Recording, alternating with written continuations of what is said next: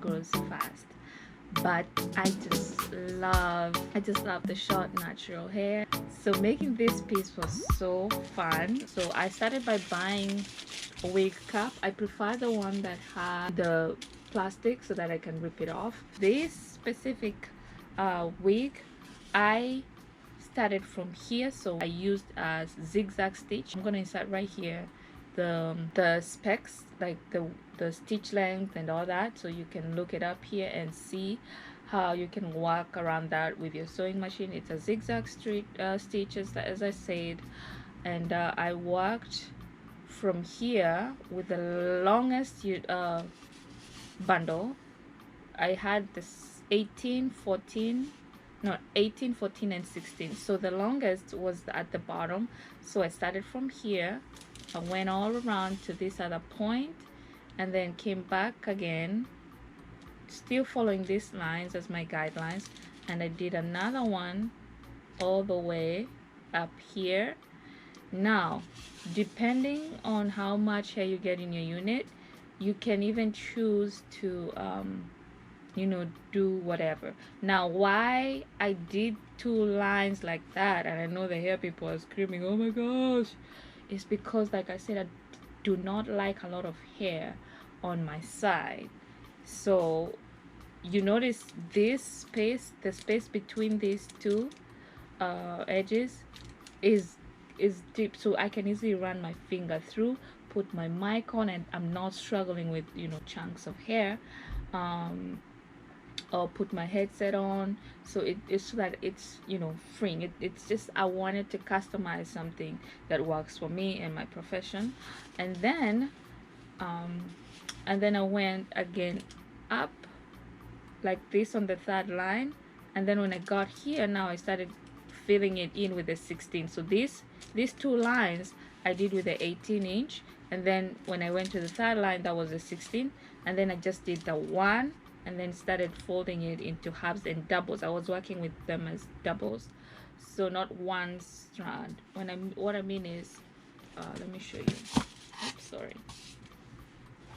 I mean, this is how your bundle comes. Your hair comes like this with two strands or strips of hair. So I was doubling them up all along. I worked in doubles just to add that volume. So like that, and then so. Now I want to show you something that you're not gonna see on the sewing machine. Is when I was doing the first piece over here, I cut one piece, or it comes cut actually, depending. And then so the starting point, I would start one piece shorter than the other so that I have this piece to sandwich like that. And now when I put it on the edge, you're not seeing a sharp end like this. This just looks ugly and unprofessional. I don't know, it's up to me, but I just like to have that smooth finish there. It may feel bulky, but depending on how you sew it, you should be good to go. So like I said, I started with the longest, went all around, and then when I got to the 16-inch, I started going now doubles. I went like 1, 2, 3, 4, 5, around 6 doubles. I doubled it up. Then now I was left with this bald piece, this one. Now this is where I started using my 14-inch, and before I did that, I actually had to outline my closure. Yes, I had a lace front closure, so I just outlined it like so, made a line, make sure that I trace around that closure like that, and that's how I did it. Now for me, I like a side part. I don't like the middle part, but I'm rocking the middle, girl. I'm finding out that it works for me as well.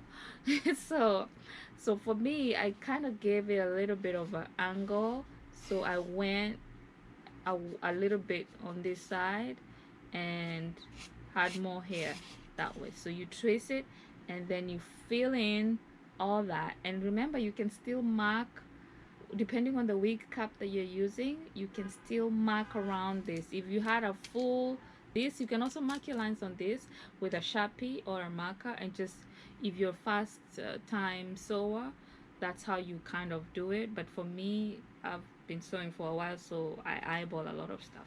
So when you're done, then you hand stitch like I'm doing here. You hand stitch the lace, the front closure. Okay, the closure is a separate unit. That was 14 inches, so you kind of hand stitch it. That's how I find it working for me. I tried it on the machine, but because I'm using too much hair, it just didn't work. Or the hair kept getting caught up in the foot, the presser foot. So I was like, no.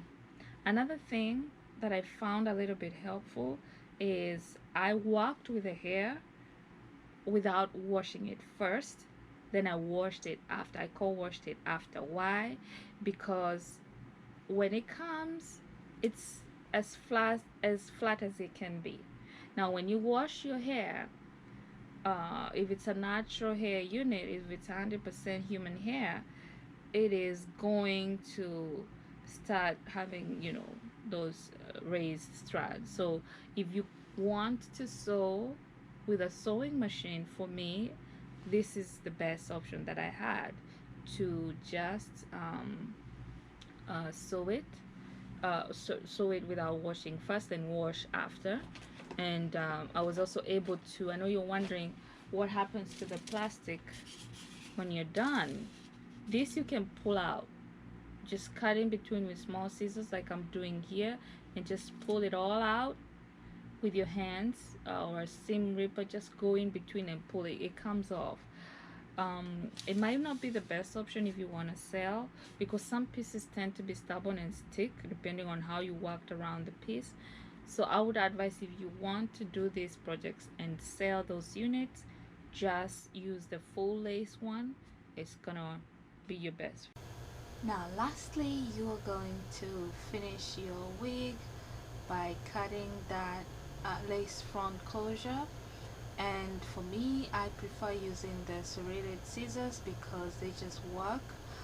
I don't like the straight regular scissors because this doesn't help the hairline blend in with that lace. So what I use is this, and it really helps. Try it. It's not a real straight cut, so it kind of just blends in with your hairline, and it sits. If you cut really close to the edge there without cutting the hair, you're gonna have a very good looking wig that you will not need the glue for it. Okay, I love it. I love hair that I can run my fingers through and just, feel my scalp, especially during summer. I had to put foundation that matches my skin color, and I love this hair. If you want a link, check down below. That's the hair that I got.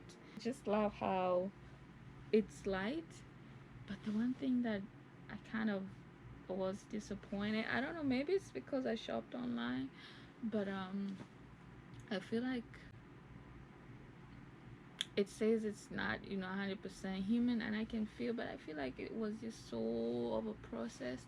It just had a smell, not a bad smell, but it just smelled so strong. Like, I don't know if they wash it in chemicals or what, but it's not dyed. I could tell it's not dyed because I soaked it in hot water, and I think I read somewhere, or I saw somewhere, where when you have dyed hair, it comes off. The dye will run, but this one didn't run, so that's good, I guess. I hope you learned something. If you want another one, I'm gonna save this cap, and I will make what I'm gonna make. I don't like straight hair, but I feel like I might make those big wave ones, so that you can see how it looks. Yeah, so all right. Okay, so I will see you next time. Stay blessed, stay focused, always stay focused.